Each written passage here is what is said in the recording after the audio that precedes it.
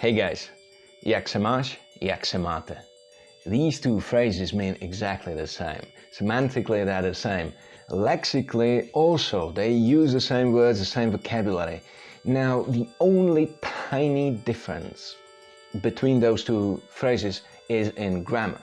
But you still have to be really careful when choosing one of those if you want to avoid some unexpected reactions. Now, whichever you choose depends entirely on the formality of the relationship with the person you're talking to, and it illustrates really nicely the topic of today's lesson, because we're going to talk about two levels of formality in Czech grammar, something that we call Vykání a Tykání.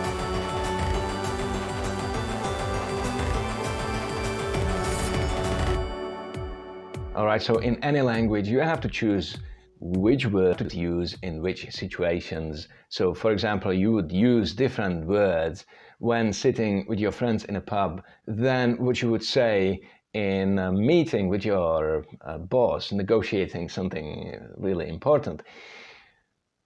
If you want to simplify that though, and we are really going to talk only about two levels of formality. Now, in English, for example, you would mark the formality of the relationship by calling somebody by their first name or by their surname. So, for example, in English, if I want to deformalize a little bit my relationship with somebody, I would say something like, call me Ladislav. In Czech, it doesn't work like that. If you want to make your relationship a little bit less formal, then you say, pojďme si tykat, which means something like, let's call each other ty, which is the second person singular.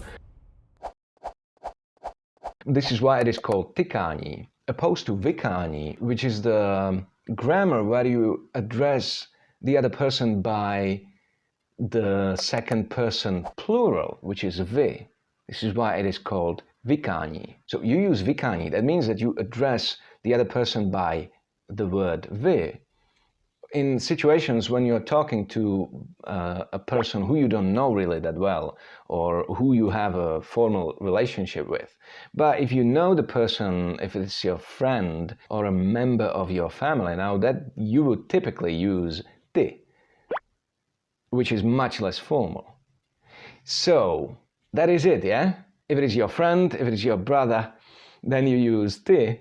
And if it is somebody else, you use vy, yeah? There we go. No, unfortunately, that's only the beginning, because if you think of it, if you choose ty or vy in a sentence now, then you have to change the whole structure, the whole grammar in the rest of the sentence. So let's illustrate that on a really nice verb, and that would be mluvit, which means to speak or to talk. It has these forms.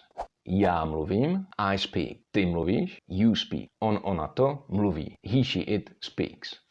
My mluvíme, we speak. Vy mluvíte, you speak in plural. If you're talking to a group of people, for example. And oni mluví, they speak. Now, we don't need all of those forms, so let's get rid of those that we are not going to use today, and let's focus only on the second person, singular and plural. Alright, so now let's imagine that you want to ask somebody who you've seen for the first time in your life if they speak Czech. You want to say, do you speak Czech?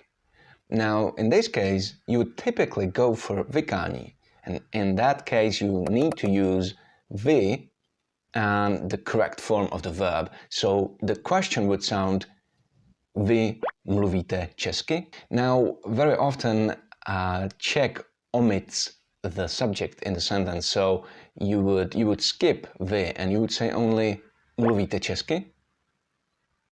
See, so vy is missing, but you still need to choose the correct form of the verb. The same question, but in a different scenario, like for example, if you talk to your friend, would obviously take the form of tykání, and in this case you would say ty mluvíš česky, and again we skip the subject and the question would sound mluvíš česky. Alright, so to simplify that, if you think of it, if you use Vykání, you basically address the person in a manner as if you were talking to a group of people. The problem is that in the past tense, it gets a little bit more complicated. So let's have a look at that. Now, past tense itself is a little bit more complicated in Czech because some forms of verbs in the past take the verb to be. They include the verb to be. So let's demonstrate it again on the verb mluvit. Já jsem mluvil, which means I spoke, if you are a man. Já jsem mluvila, which means the same, but if you are a woman. Ty jsi mluvil, you spoke, if you're talking to a man. Ty jsi mluvila, the same if you're talking to a woman. On mluvil, he spoke. Ona mluvila, she spoke. Ono or to mluvilo, which means it spoke. Okay, so that was singular. Now let's talk about plural. My jsme mluvili, we spoke. Now there are two variants, but only in writing. In pronunciation they sound the same. The I ending is for a group of men and mixed groups, and the Y ending is for a group of females only. The same happens in the second person plural. Vy jste mluvili, which is you spoke, and the third person plural is oni mluvili, one mluvili, and ona mluvila. Alright, so again, we don't need all those forms, so let's get rid of those that we don't need. Let's keep only the second person singular and second person plural. Okay, so now let's imagine a situation in which you meet your friend and you heard them speak Russian, and you want to say you spoke Russian. Now, it's your friend, so you will automatically go for Tykání. But now, it's the past tense, so you have to differentiate between male and female forms. And here you have to decide which ending you will add to the verb. So if it's a man, you would say Ty jsi mluvil rusky. If it is a woman, you would say Ty jsi mluvila rusky. Now, again, we can, and we often do, skip the subject, so you would say mluvil jsi rusky and mluvila jsi rusky, which both mean you spoke Russian. So this is more complicated than present because you have to decide between the male and female forms. Now in Vykání it gets even better. Because while in present you just read out the plural form of the verb and you use it to address one person and you're okay. In Vykání, in past, you actually have to change the form a little bit. So in normal plural form in the past, you would say Vy jste mluvili. That means that you are talking to a group of people. Now, if it is just one person and you are using Vykání, you have to change it a little bit and you have to say Vy jste, which is the same, but then you have to choose the correct form, either male or female, but not plural, but singular. So you would say Vy jste mluvil if it is a man, and Vy jste mluvila if it is a woman.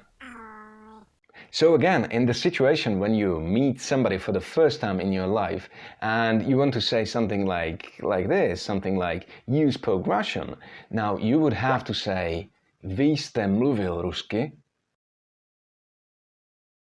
or Vy jste mluvila rusky. But even here we very often skip the subject, so you would say mluvil jste rusky and mluvila jste rusky. So this is the difficult part here because you cannot just read out the past of second person plural form and be done with that. You have to tweak it a little bit. Now in future, however, it gets much easier.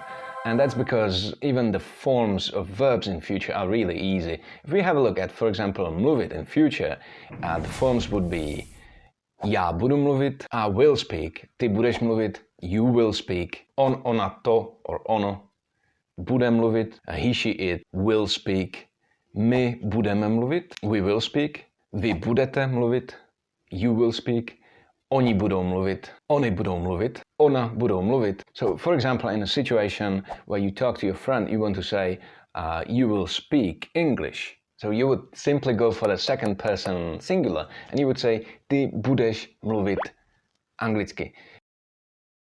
Now, again, we skip the subject, so you would say, budeš mluvit anglicky. And in the same situation, but with Vykání, you'd go for the second person plural, and you would say vy budete mluvit anglicky. Or again, without the subject, budete mluvit anglicky. So here I again don't have to care about if it is a man or a woman. Okay, so that's enough. I think that you could definitely go a little bit deeper. You could go to some details, but let's keep it concise. Let's keep it simple for this time. And I hope that this video helped a little bit with understanding the Czech grammar, and I hope that you enjoyed it as I did, and I'm looking forward to another one. Don't forget to tune in, because we are going to talk about something interesting again. See you soon.